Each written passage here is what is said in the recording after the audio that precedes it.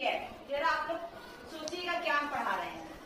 अच्छा, किसी बच्चों ने ये देखा है कि गाय देखी है? भैंस देखी है? सभी बच्चों ने देखा है?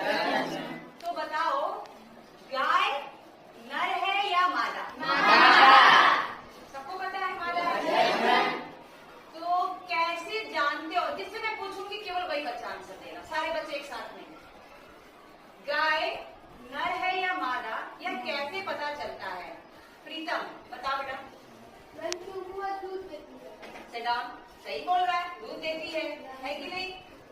अच्छा, और सागर खड़े हो बेटा। और क्या लक्षण है या कैसे हम जानते हैं कि गाय क्या है, मादा है? बच्चा देती है, सही बात है। सिद्धांत और कोई बताए, और कैसे हमें पता चल सकता है कि गाय क्या है, मादा है? ऐसा बताओ। उसके लिंग से पता चलता है कि गाय क्या है, मादा है या मादा है। Very good. इसी तरह हर प्राणी में, हर जीवों में नर और मादा अलग अलग होते हैं, जिससे हमें पता चलता है कि यह नर है या मादा। लेकिन यह किस प्रक्रिया द्वारा निर्धारित होता है? किसको पता है? नहीं? तो आज हमारा टॉपिक है बच्चों, लिंग का निर्धारण, मतलब लिंग निर्धारण।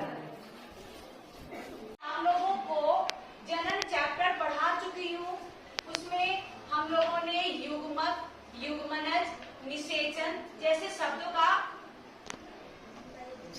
में पढ़ चुके हैं कि यह क्या चीज है। तो मुझे कोई बताएगा कि जनन क्या होता है? आप लोग का पूर्व ज्ञान का टेस्ट हो जाए थोड़ा कि जनन क्या होता है। कौन बच्चा बताएगा? हैंड रेज करो जरा, तो देखिए कितने बच्चों को आ रहा है जनन किसे कहते हैं। बताओ। अपने समान जीवों को उत्पन्न करने की प्रक्रिया को जनन। अपने समान जीवों को उत्पन्न करने की प्रक्रिया को क्या कहते हैं? ठीक है, सिट डाउन।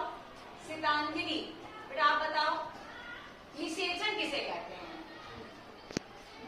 जोर से बोलो, आवाज सब सुनाई देनी चाहिए। जहाँ अंडाणु और शुक्राणु मिलते हैं अंडवाहिनी पर, तो वहाँ पर युग्मनज बनता है और उस प्रक्रिया को निषेचन कहते हैं। मतलब अच्छा, अब इसी समय हम आपको गुणसूत्र के बारे में थोड़ा सा बता दें। आगे जैसी संरचना भी आपके किसमें है, केंद्रिका में पड़ी हुई है। अब जब इसका सेल डिवीजन होता है तो यह थोड़ी सी मोटी और डबल नंबर्स में हो जाती है। और अगर इसका एक धागा पकड़ के खींचते जाएं तो इसके अंदर से कौन निकल रहा है? ये डीएनए। ये क्या है? डीएनए है। तो इसका मतलब जो गुणसूत्र है वह आखिर है क्या? तो वह डीएनए है और उसके साथ एक प्रोटीन बंधी हुई होती है जिसका नाम होता है हिस्टोन प्रोटीन। मतलब गुणसूत्र डीएनए और हिस्टोन प्रोटीन का बना होता है। अब हमारे शरीर में सभी जगह, सारी कोशिकाओं में, सब कोशिकाओं में कितनी संख्या में गुणसूत्र पाए जाते हैं? 46 गुणसूत्र पाए जाते हैं। कितने बच्चों? 46। या फिर कह सकते हो गुणसूत्र पाए जाते हैं। लेकिन हमारे ही शरीर में कुछ ऐसी कोशिकाएं होती हैं जहां पर 23 जोड़े गुणसूत्र नहीं पाए जाते हैं। वह है जर्म सेल्स, मतलब कि शुक्राणु या अंडाणु। ठीक है, शुक्राणु में मतलब नर मादा गुणसूत्रों की संख्या मैंने यहाँ ड्रॉ की है और यहाँ पे नर गुणसूत्रों की संख्या ड्रॉ की है। इसमें भी 23 जोड़े गुणसूत्र है और इसमें भी 23 जोड़े गुणसूत्र है। अलग अलग कलर के नहीं होते हैं, अलग अलग कलर से मैंने आपको समझाने के लिए ड्रॉ किया है। ठीक, अब इसमें 22 जोड़े गुणसूत्र बच्चों ध्यान दीजिएगा। 22 जोड़े गुणसूत्र फीमेल का और 22 जोड़ा गुणसूत्र मेल का। सेम मतलब सेम ही जैसे दिखेंगे और उनका काम होता है रंग, बच्चे में रंग, रूप, आकार, साइज, मतलब इसका निर्धारण करना। अक्सर आपने देखा है कि बच्चा अब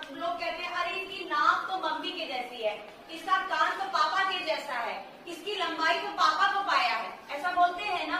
तो ये सारी बातें किस पर डिपेंड करती है? हमारे 22 जोड़े गुणसूत्र पर। लेकिन 23वां जोड़ा गुणसूत्र जो होता है वही रिस्पॉन्सिबल होता है लिंग निर्धारण। मतलब शुक्राणु अंदर निषेचित होने के लिए प्रवेश करना चाहते हैं, लेकिन इस अंडाणु के पास तो केवल कौन सा गुणसूत्र है? बात को समझिए ध्यान से। यहाँ पे एक मादा के पास केवल और केवल एक्स गुणसूत्र होता है, चाहे ये वाला हो चाहे ये है, तो एक्स ही ना। एक मादा के अंडे के पास, एग के पास, अंडाणु के पास केवल एक्स गुणसूत्र होता है, और जो नर शुक्राणु होता है उसमें किसी में एक्स आ रहा होगा तो किसी में वाई भी आ रहा होगा, किसी में एक्स आ रहा होगा तो किसी में वाई भी आ रहा होगा। अगर अंडाणु वाई वाले गुणसूत्र के साथ निषेचित होता है तो होने वाला जो बच्चा होगा वह क्या होगा? नर होगा। क्या होगा? मेल।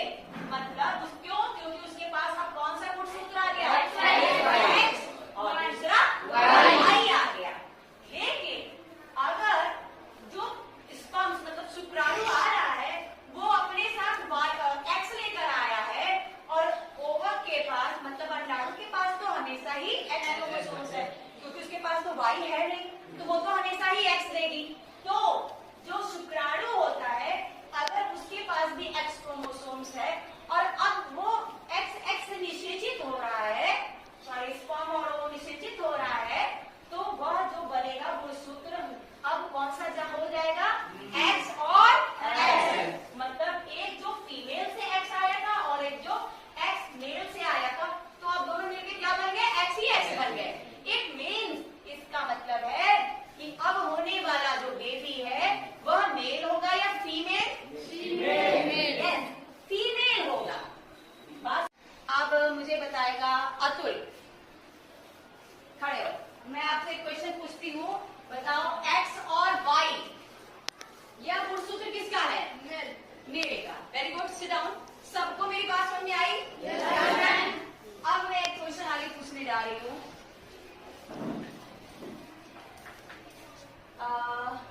प्रतिज्ञा में आप बताओ, जब एक्स और एक्स निषेचित होंगे तो नीचे क्या बना? एक्स एक्स बना, तो होने वाला बेबी क्या होगा? गर्ल होगी कि बॉय? लड़की। जोर से बोलो। गर्ल होगी। Very good, sit down.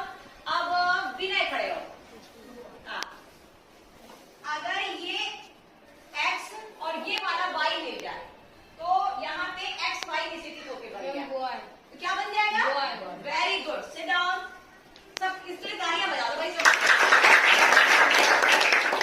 जब बच्चे समझते हैं तो और अच्छा लगता है ना आंसर। यह कहना गलत है कि उस फला औरत को बार बार लड़की ही हो रही है, यह एकदम गलत है। तो इसका मतलब हमारा समाज अभी जागरूक नहीं है। तो मेरा एक गृह कार्य है इसी पर आप लोगों के लिए, कॉपी निकाल के नोट डाउन करो, ठीक है? आपका गृह कार्य यह है कि आप लोग अपनी पेयर नोटबुक में करके लाएंगे, कोई रफ नोटबुक नहीं। एक्स एक्स गुणसूत्र किसमें पाया जाता है? एक्स वाई गुणसूत्र किसमें पाया जाता है? तीसरा बड़ा इंपॉर्टेंट क्वेश्चन है जो कि हमारा सामाजिक तौर पे भी बहुत अच्छा है। सभी बच्चे यह लिंग निर्धारण की जागरूकता अपने पेरेंट्स के साथ शेयर करेंगे और 2 मिनट का या 1 मिनट का वीडियो बनाकर मेरे पर्सनल वॉल पर सेंड करेंगे। मतलब व्हाट्सएप में अपने परिवार को जागरूक करिए, धीरे धीरे यह समाज भी हमारा जागरूक हो जाएगा।